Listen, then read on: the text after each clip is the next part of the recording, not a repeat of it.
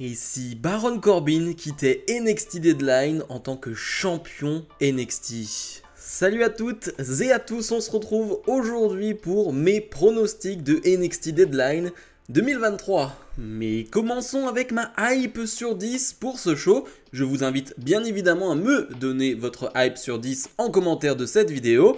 Et bien de mon côté, on est sur un bon 9 sur 10 pour deux raisons.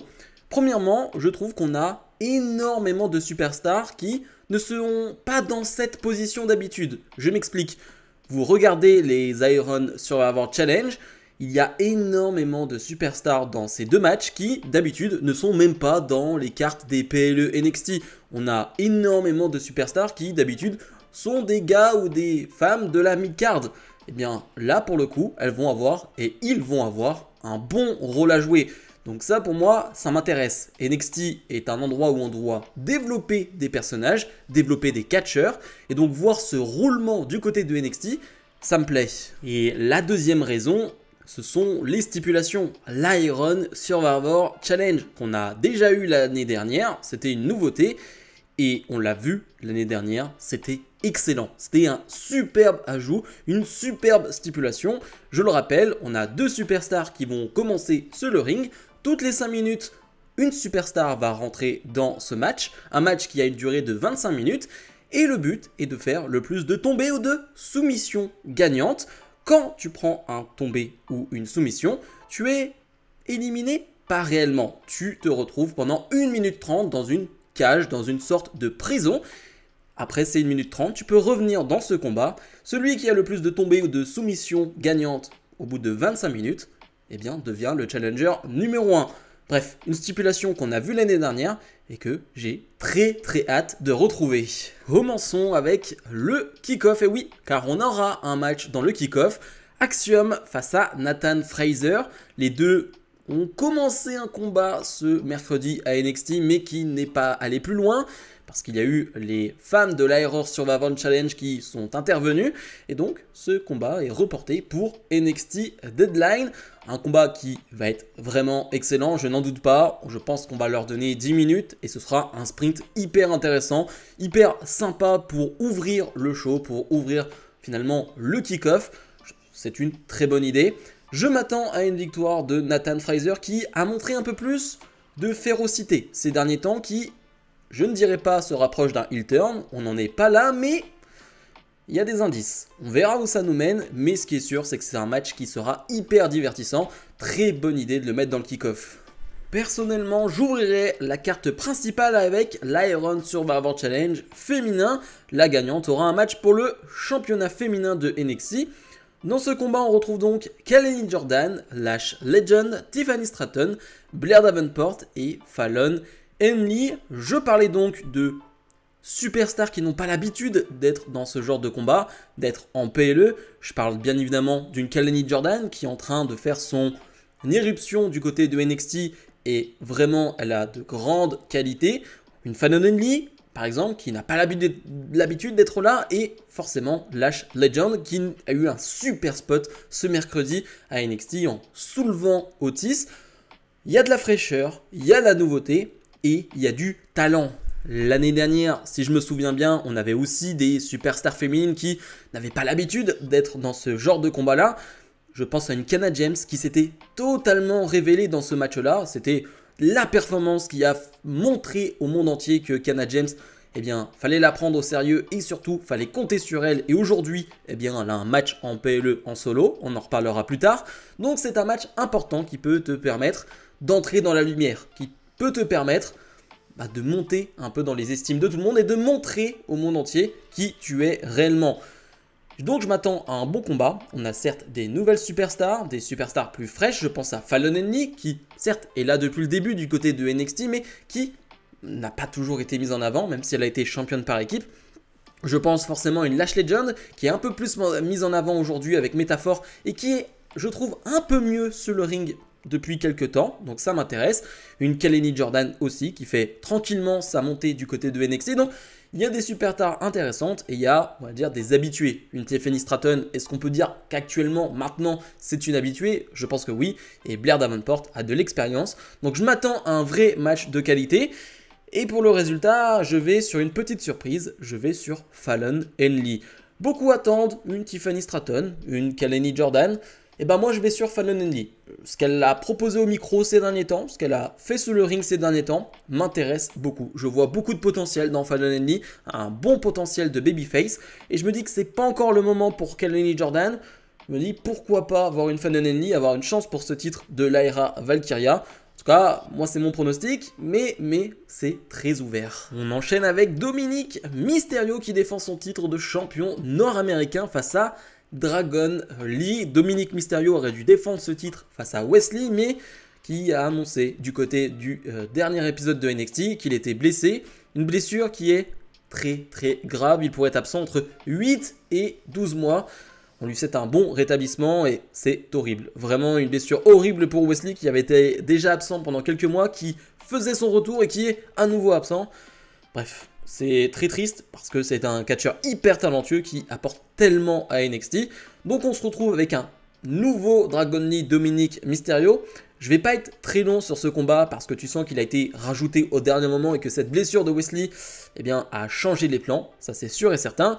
On sait que Rey Mysterio sera présent pour regarder ce combat. Je ne serais pas étonné que Santos Escobar soit présent aussi. Je ne serais pas étonné que Santos Escobar joue sur ce combat et qu'il intervienne et qu'il même frappe un Dragon Lee pour continuer cette histoire autour de la LWO, ce qui permettrait à Dominic Mysterio de rester champion nord-américain. Je m'attends à un combat de qualité, je n'en doute pas, mais excusez-moi de ne pas faire très long sur ce combat. Voilà, il n'y a pas réellement de construction, donc voilà, je vais faire plutôt court. Match hyper intéressant sur le papier. Carmelo Hayes fait face à Lexus King. Lexus King qui est vraiment l'homme détestable du côté de NXT. Et je le vois souvent sur les réseaux sociaux, il est décrié. Alors aussi parce qu'il a une barbe dégueulasse, il faut le dire. Je ne sais pas ce qu'il a fait avec sa barbe, mais c'est horrible, vraiment. Mais aussi parce qu'il a une attitude exécrable. Il est désagréable, il est vraiment une mauvaise personne. Et c'est logique. Parce que il est vendu de cette manière-là. Donc si on le déteste, c'est normal. Un Lexus King qui s'est introduit dans cette histoire entre Carmelo Hayes et Trick Williams, à tel point qu'on ne sait pas qui a attaqué Trick Williams. Et c'est tout le point de cette histoire. Carmelo Hayes se défend toujours, Trick Williams le croit, mais il y a de plus en plus de soupçons. Il y a de plus en plus de preuves ou d'évidences qui semblent dire que c'est Carmelo Hayes. Pour le moment, on n'a pas la vérité. Je pense que ça va éclater dans les prochaines semaines. C'est possible que ça éclate lors de ce match aussi, avec une vidéo qui serait lancée pendant le combat. Honnêtement, je ne serais pas totalement étonné de voir ça. Je ne pense pas, pour le coup, que ce soit Lexus King qui ait attaqué Trick Williams. Ce serait un peu trop simple, un peu trop basique, et honnêtement, c'est pas vraiment cette fin d'histoire que je veux. Mais ce qui est sûr, c'est que j'attends ce combat. C'est un vrai test, là, pour le coup, pour Lexus King, qui pour moi, en termes de personnage, réussit son arrivée. Alors les promos sont pas toutes géniales, sont pas toutes fantastiques, mais le personnage est détestable et c'est ce qu'il faut, c'est ce qu'il doit être. Mais maintenant, j'attends de voir sur le ring, parce qu'on l'a très peu vu en action dans des matchs très courts. Là, c'est un match en 1 contre 1, dans un PLE avec du monde, face à Carmelo Hayes, une valeur très sûre de NXT. Va falloir se montrer, va falloir prouver, va falloir montrer au monde de quoi tu es capable, Lexus King. Je suis pas confiant, je suis pas négatif non plus, je suis entre les deux, j'attends de voir, je suis en position d'attente. Si tu arrives à avoir un mauvais match en PLE face à Carmelo Hayes, pour moi, ça sent pas bon. Donc, pour moi, le match doit être de grande qualité, ça va dépendre du temps qu'on leur donne. Je vais sur une victoire, pas surprise, mais sur Lexus King, qui pour moi va gagner avec une triche, avec possiblement une vidéo qui va être envoyée, avec quelque chose qui va distraire Carmelo Hayes, possiblement quelque chose relié à Trick Williams, mais il faut donner cette victoire à Lexus King qui, voilà, vient d'arriver, doit enchaîner des victoires. Carmelo Hayes, il enchaîne plutôt des défaites, c'est pas très grave, il s'en relèvera, justement, ça sera un arc très intéressant à suivre. Victoire de Lexus King pour moi. On enchaîne avec l'Iron Survivor Challenge masculin.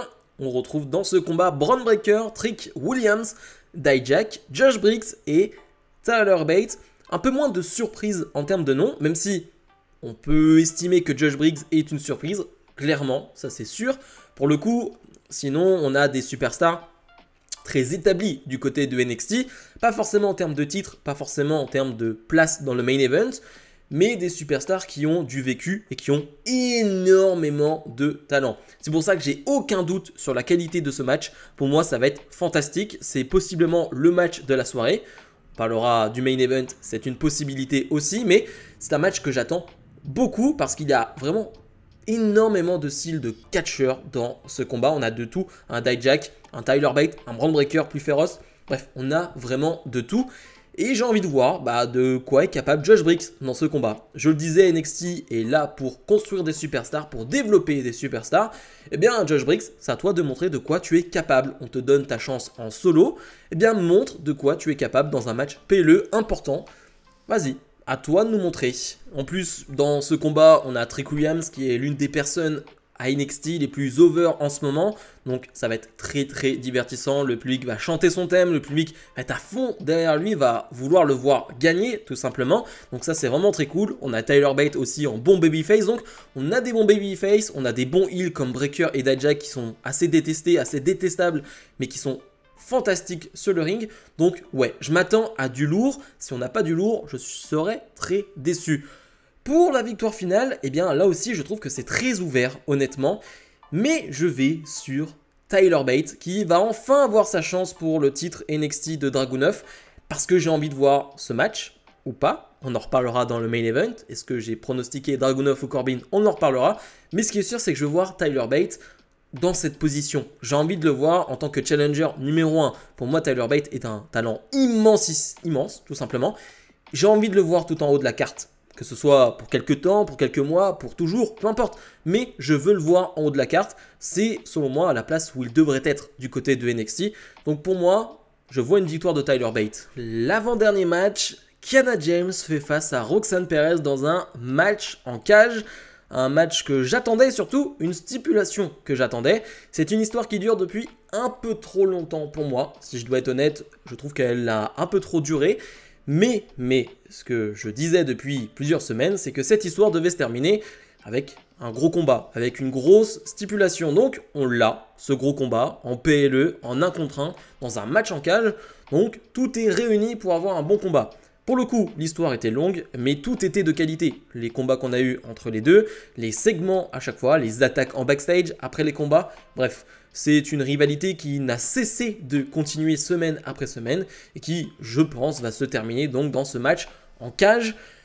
Je pense aussi qu'on aura un match de grande qualité. J'en parlais plus tôt, une Kiana James qui, clairement, cette année 2023, s'est révélée à élever son niveau. Il y a eu d'énormes progrès faits par elle. On l'a vu dans des matchs plus longs, dans des matchs plus intéressants. Même son personnage a évolué en promo. Bref.